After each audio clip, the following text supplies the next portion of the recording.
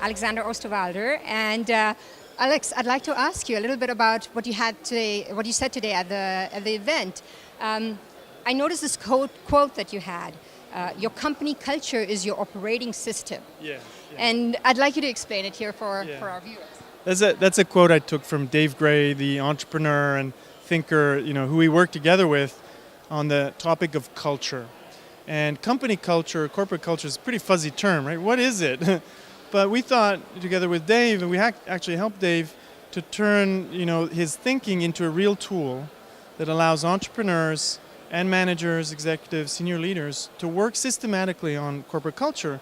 So to, borrow a little bit more from Dave, you want to think of company culture as like a garden. Not like a car that you can design and manufacture. You can't manufacture culture, but you can take care of it. Now the problem is, a lot of companies just let culture happen. They don't take care of it systematically. You don't let your garden just happen. It's going to be a jungle.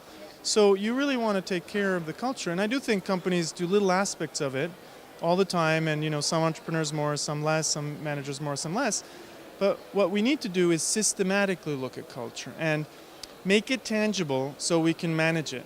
If you don't make things tangible, you can't manage it. And that's something we're obsessed about at Strategizer, making all these fuzzy topics really tangible so we can work on them. Business models, value propositions, corporate culture, etc.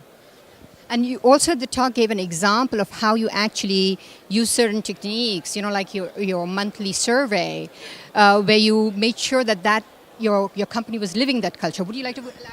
Yeah, so they're just small things that you can do. Like we do one thing, we use a tool called Tiny Pulse, where we ask people, well, how happy are you at work? And we ask this question regularly, once a month, and we follow the statistics, like just giving us as a founding team an indicator, well, how are people doing? Or we ask them, it's also a regular question, would you enthusiastically reapply for a job? If those ratings go down, you really know you have a problem. So asking people, how they feel about working at the company is something that seems obvious, but do you do it systematically? If you don't take the temperature enough, right? So things might go south and you don't even realize it. So this can happen faster than you think. In particular, when you're scaling fast and there's a lot of pressure, a lot of things to do, you really want to make sure that people are excited about their work so you can scale effectively. Following on from that, I'd like to understand, so people have shared their views and what they think and but then you as an entrepreneur or the person that's running the company, you can't always give them what they want. So how do you deal with that? How do you go about doing that in your company? Yeah, so I think it's important to be transparent on that. So yes, there will be a lot of things that you can't do, but it's about having a conversation like grown-ups, explaining why are there some things you can't do now and you'll try to take care of them later. The problem is these things are not discussed explicitly. So we can't do everything. We're a small company. We don't have that much budget as to do everything like we want it to. But people understand. People are smart, right? So you just need to have the conversation, and you need to bring up those things. And you can do that if you facilitate the conversation. If you have the right tools, things will come up, and then you can have a conversation like adults. But it's about having a shaped, framed conversation, because otherwise you just get blah, blah, blah. That's where tools help. They frame the conversation. They make things tangible. Otherwise, we just talk for hours and we get nowhere. Right? And that's the problem with strategy, innovation, and management in general. There's too much blah, blah, blah. I think that is one of the things I like about your tools, that they actually operationalize these very, very, kind of fuzzy words and things that we have. And it's something that people know how to go about it and work with it, and it gets the ball rolling in a way. Yeah. That's part of our culture, maybe more the customer-facing culture. We want to make things simple.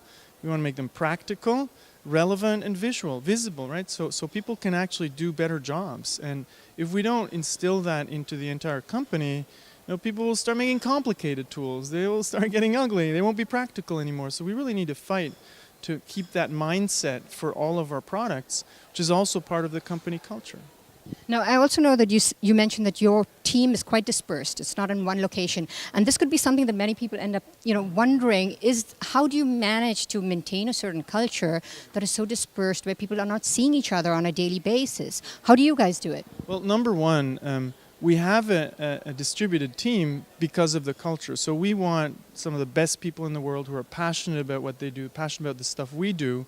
and they want to do their best work. That's why they want to join our team. You won't get that in one city. We're in Zurich and in Toronto in terms of places where we have an office. You don't get all the people who are passionate about the stuff we do. So we're distributed in that sense also, because the modern workforce, a lot of people who are great, they want to work autonomously and where they live, and people have families. They don't want to move from Australia to Toronto to change the complete environment.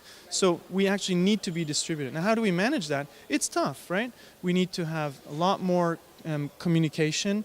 We need to communicate strategy, vision all the time, which we're still trying to figure out, with our tools and more stuff. And we obviously have meetups, right? We have an offsite culture where we try to get the team together in great places, which when you start grow towards 10,000 people might be more of a challenge. But I think giving people the autonomy and the kind of liberty to work the way they work best is important, and we want to have that as part of our culture. It's really important for us. Well, Alexander, I really, really appreciate you taking the time to do this. Alexander's on his way to the next place, and so thank you very, very much. It's my pleasure. Thanks for having me.